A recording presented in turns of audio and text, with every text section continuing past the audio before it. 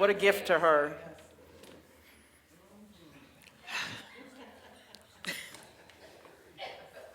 You all crack me up.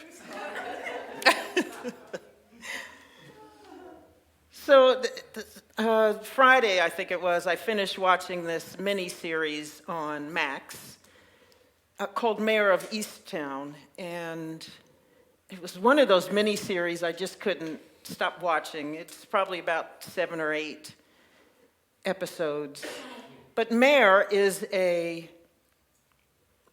single mother, and she is a detective in a very small town and in the Northeast. And she lives with her mother, her daughter, who is she's probably a senior in high school. In the last, it seems, year, her son hung himself in their attic of their home.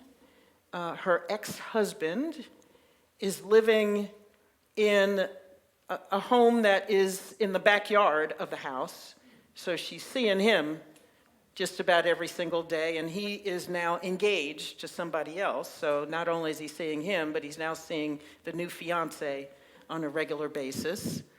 Because she's in a small town, she's got neighbors and friends who call her for small things. Can't find the cat.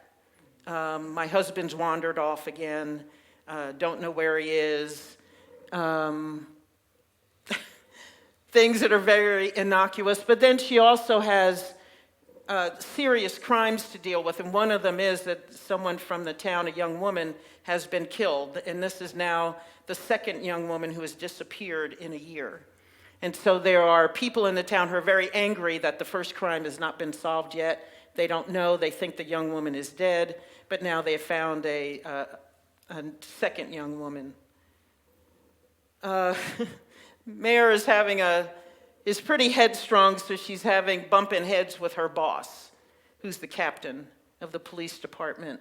And she's really got a lot on her plate. She finds out that her daughter is somehow involved with the group of young people who last saw the woman whose body was found. They were with her in her last hours of her life, and her daughter never said anything. So she's got family stuff happening. She's got work stuff happening. Her and her mother have got a very tenuous relationship. You can tell there's some love there, but man, it's a hard one to figure out because they're battling on a regular basis, and it's the kind of family where they say what they want to say, and they don't always say it nicely, and they curse each other out, and there's all kinds of recriminations and sarcasm and all that kind of stuff happening on a daily basis. And yet, throughout it all, you never see Mayor as a victim. And you can tell she doesn't quite see herself as that either. That yes, she has serious stuff going on in her life. She is yet to grieve for her son.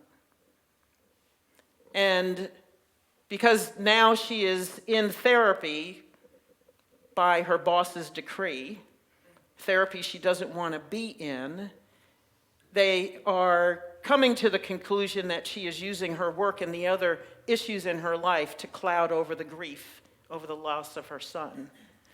And so she's got deep-seated stuff on a regular basis, as well as now she's been grouped, she's been paired with someone from the county to help solve this murder that's a year old. So she's really beleaguered. And every day she gets up and she's trying to do this again, and she's trying to work with the family, and she's trying to solve these crimes. And she's trying to work out her life. She's trying not to be angry at her ex-husband. She's trying not to hate the new fiance, even though now that they are in earnest in planning this wedding and the children are involved and all this stuff is happening, she doesn't see herself as a victim of circumstances. And somehow she manages to eke out strength and persistence and a softness for the people that she has to deal with on a regular basis. She's trying to find a relationship for her own life, so she's starting to date a little bit and deal with that and trying to figure that out, and things aren't always working. She kind of wants to bow out of that completely because she doesn't think she has the energy for it. But she keeps moving, and she keeps finding something deep within her to keep going.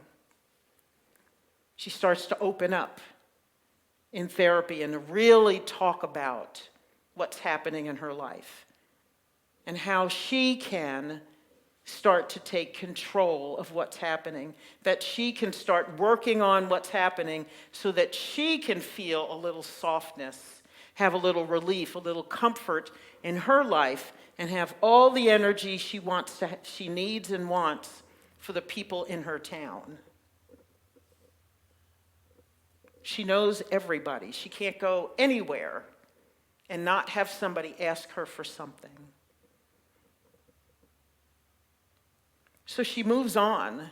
And as I watched her, I have a real compassion and heart for her. It's one of those shows, which is one of the things that kept me in it, where the characters are really very complicated and developed very deeply. And in a way that we can, no matter who they are and what they've done, that we can relate to them. And so I related to a lot that was going on, and I kept thinking of this phenomenon called victimhood. And then realizing, partially because I've been in Unity and living Unity principles for a couple of decades, that we are never, ever, ever victims of any circumstances. Because any time we accept that we are a victim, we also accept that we are powerless. Anytime you decide that you are a victim, you have said, I am powerless. Think about that. Anytime we blame somebody else for something. Now, someone may be at fault for something, but as soon as we lay it all on them and think we have no power over this situation or our recovery or our healing from it, we have given all of our power away to the situation or to that person.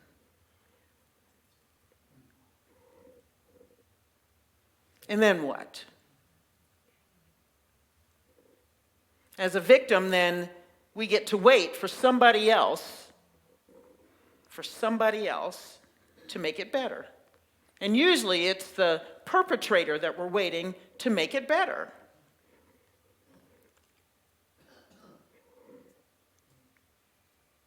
And maybe sometimes in life that happens, where somebody cares about you enough, even though they have perpetrated some kind of hurt upon you, that they care about you and the relationship you have enough to come and say, I'm sorry. I wish I hadn't done that. I made a mistake. I know that I hurt you. How can I make it better? Oftentimes, I have found that doesn't happen.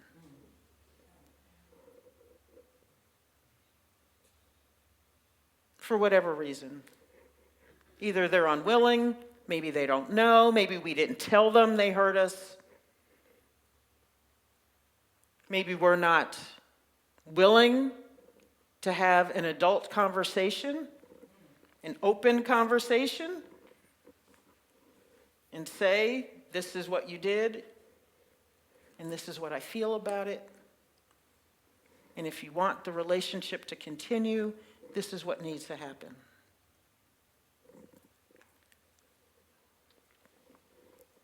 I wasn't always willing to do stuff like that and to have those conversations. I will now.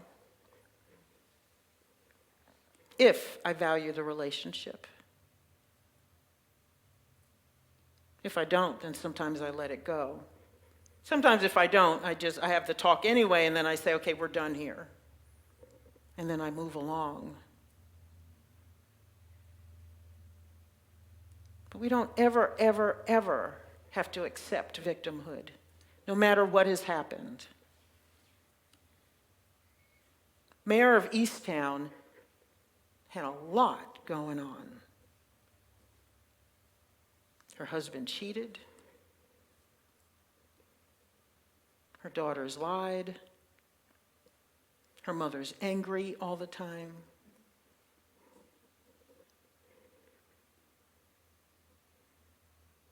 Everybody needs her. Everybody wants something. If anybody could have been a victim, she could. And if we look at our own lives, man, you get to a certain age, the stuff that's happened, the hurt that we have, stacks up. And you can decide you're a victim of life if you want. But then we give away our power.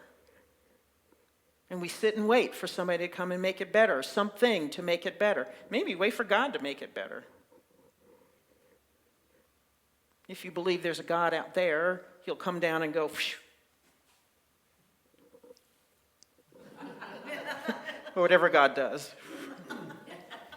God probably doesn't have to make a face. And squinch up.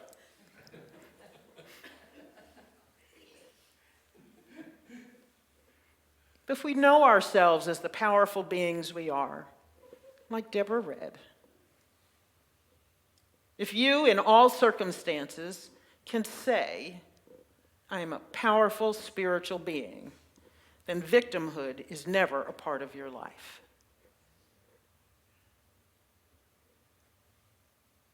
And also, nothing is impossible. It's just like in the excerpt I read from the 7 Spiritual Laws of Success, whatever the name of that book is that I said. Just a few minutes ago. That everything is in pure potentiality.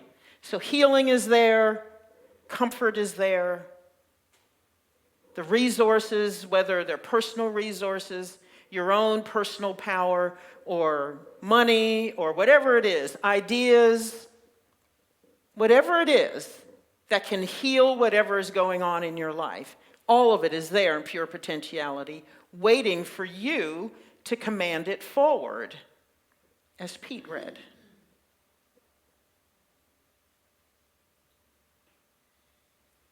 So you can be in the midst of your stuff. You can be in the midst of your hurt. You can be in the midst of your anger or whatever it is you're feeling, the midst of betrayal, whatever it is. Betrayal is a hard one. And say out loud, if you need to, I am a powerful spiritual being. And I have everything I need to heal this in this moment. I am the healing in this moment. Because simply by changing your mind, your thoughts about that thing can be the instant healing.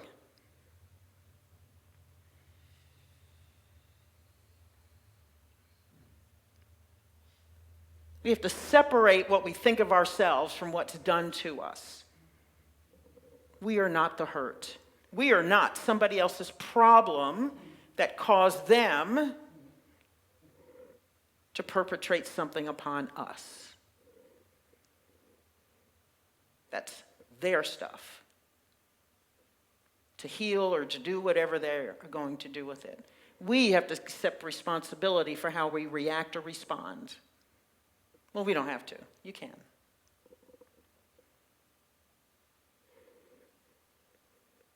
How many times do we give away our power?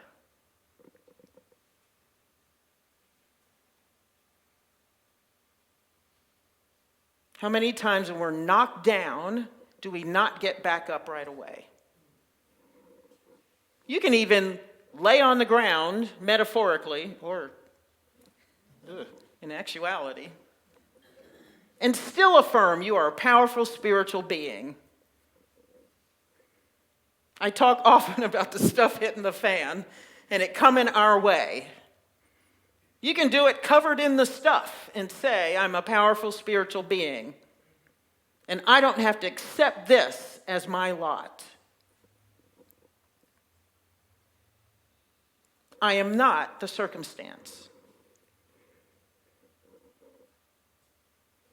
Someone may have betrayed me, but I am still love.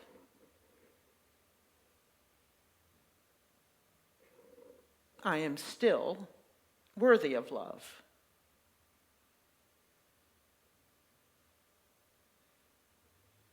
Someone may have denigrated us, said something we don't like, but we don't have to take on the comment.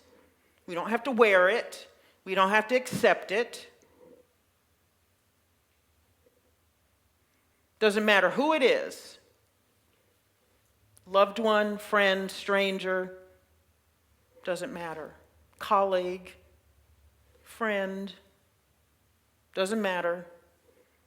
You decide who you are.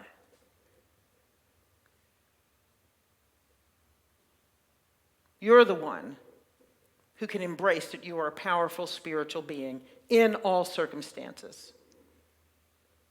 Even if you don't know what the next step is, you're still a powerful spiritual being because you have access to a billion, gazillion, trillion, to infinity and beyond number of ideas in the universe to move forward in a way that is your highest and best.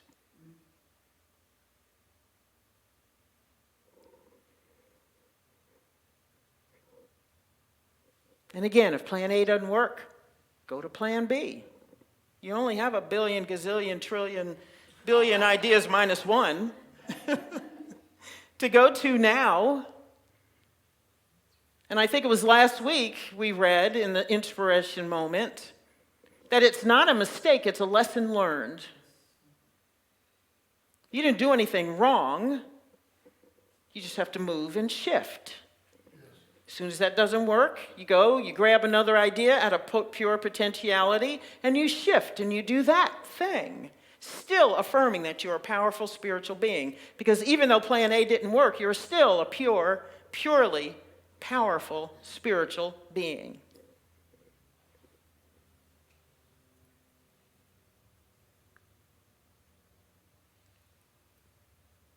And that changes life. Life is looking a whole lot better. That is all the control you ever need. Because anything outside of here, even sometimes this stuff, this physical body is something we can't control always. But if you have consciousness enough for it, you can do that too. That takes real spiritual power and might. But it's all possible. It's all possible. We have to know that. We have to embrace that. We have to practice that. We have to repeat it to ourselves, especially when the going gets tough. I've been in situations where I've had to say it over and over and over and over again. And now, as I've shared, my affirmation is, I am God. I am this divine being. I am part and parcel of the same force that created the heavens and the earth, that put every star in the sky, created every galaxy, every multiverse, created these magnificent bodies that we do life in. You are that thing, made in the image and likeness of God.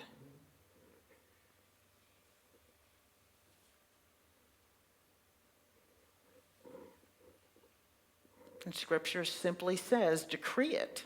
Call it in. Say you are that thing. Know you are that thing. And you say it till you know it. Whether you're saying it to yourself or you're saying it out loud. When stuff gets tough for me, I say it out loud. And I'll say it over and over again. And every time I feel weak again, I say it again. I've said it in tears. I've said it in anger. I've said it in betrayal. I've said it when I'm exhausted. I've said it when I've had it up to here. And life wants me to go here.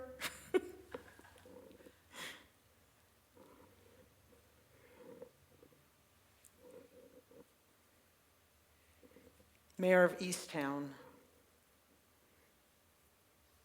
I won't tell you what happens at the end of that, but she finds her place.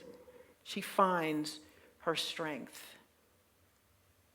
And it's not always pretty. She has the big ugly cry in the car by herself.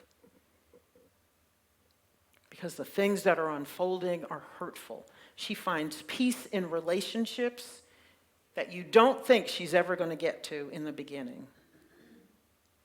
Because, man, she's butting heads with that ex-husband and with her daughter. She's butting heads with her boss. She's butting heads with neighbors.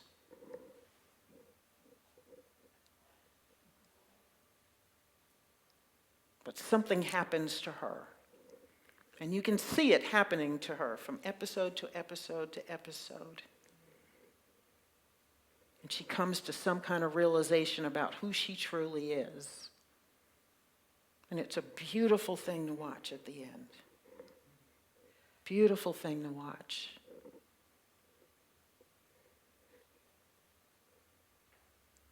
Got to know who we are, folks.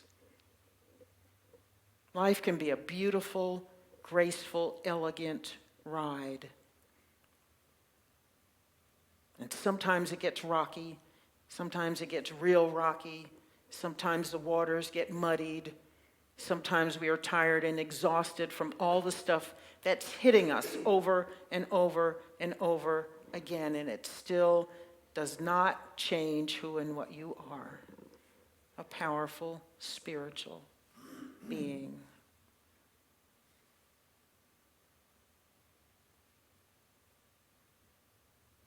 Walk the talk.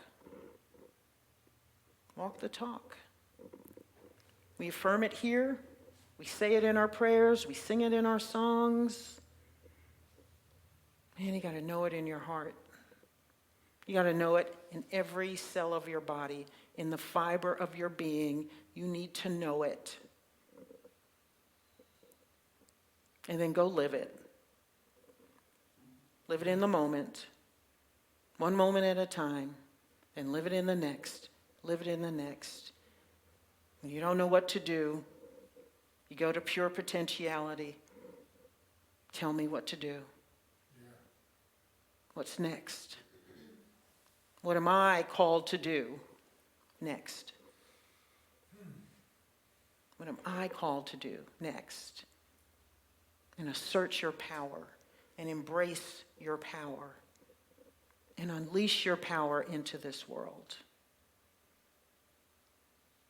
Let's take this into meditation. Breathe deeply.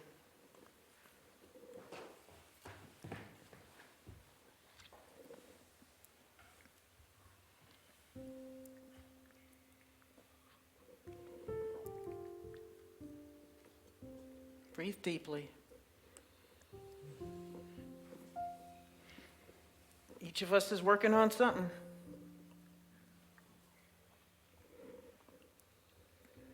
Each of us has something in our lives right now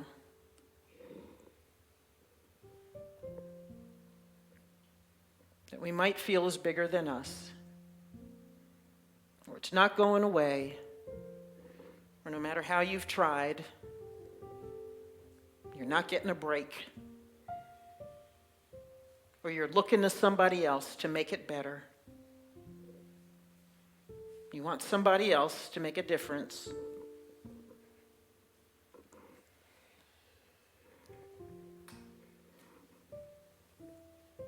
Or you're waiting for God to step in and save you.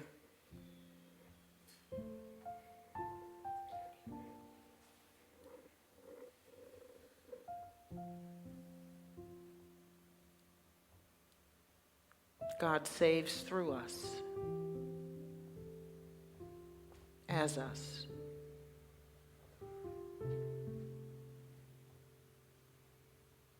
As you move, God moves. When you get silent, God shows up.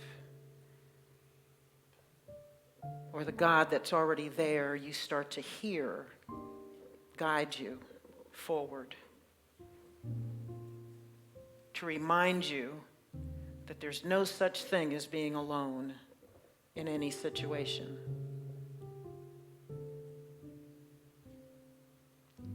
And that the power that is God is yours.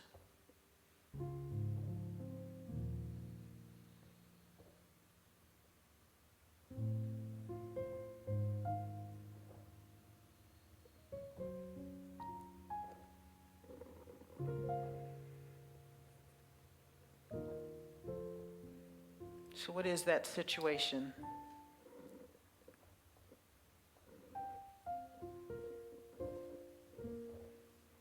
I want you to decree its healing.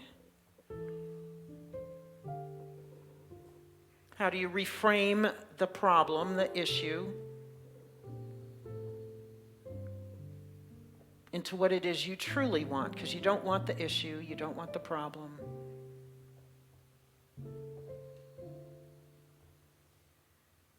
You want the resolution.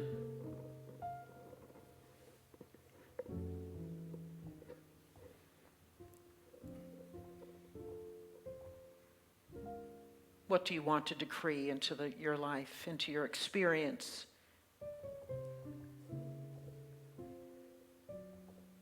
And let God work through you, as you,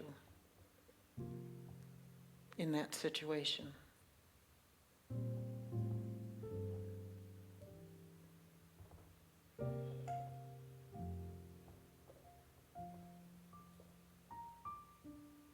And if nothing else, you can decree the impermanence of whatever it is you're going through.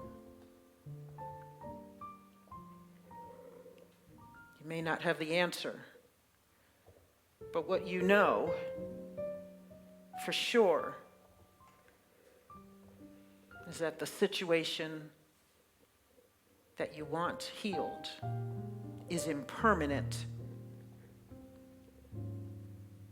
And you can first decree that.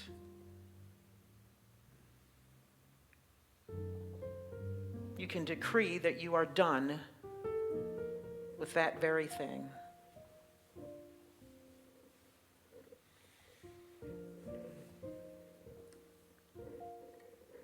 You can decree, this shall no longer stand in my life.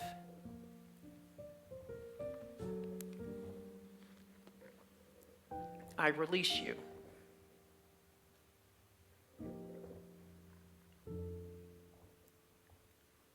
I release you.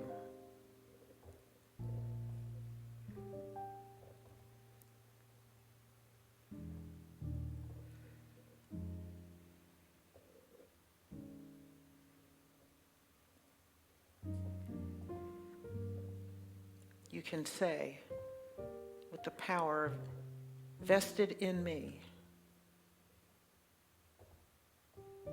I decree that this thing is not a thing in my life.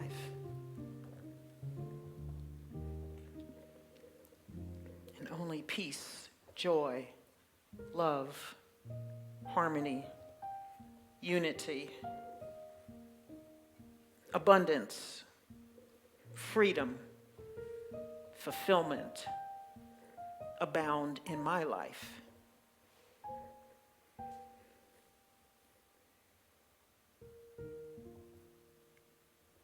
I am a powerful spiritual being. Repeat that now in your heart of hearts. Or if you want, say it aloud. Spiritual being. I'm a powerful spiritual being.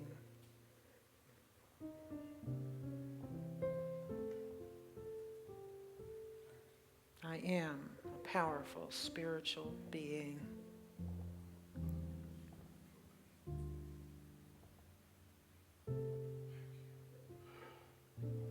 I am a powerful spiritual being.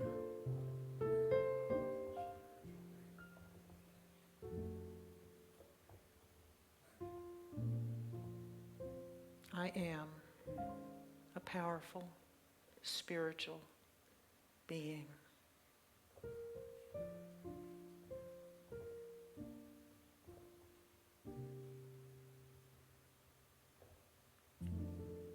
I see it, I feel it, it is done. Amen.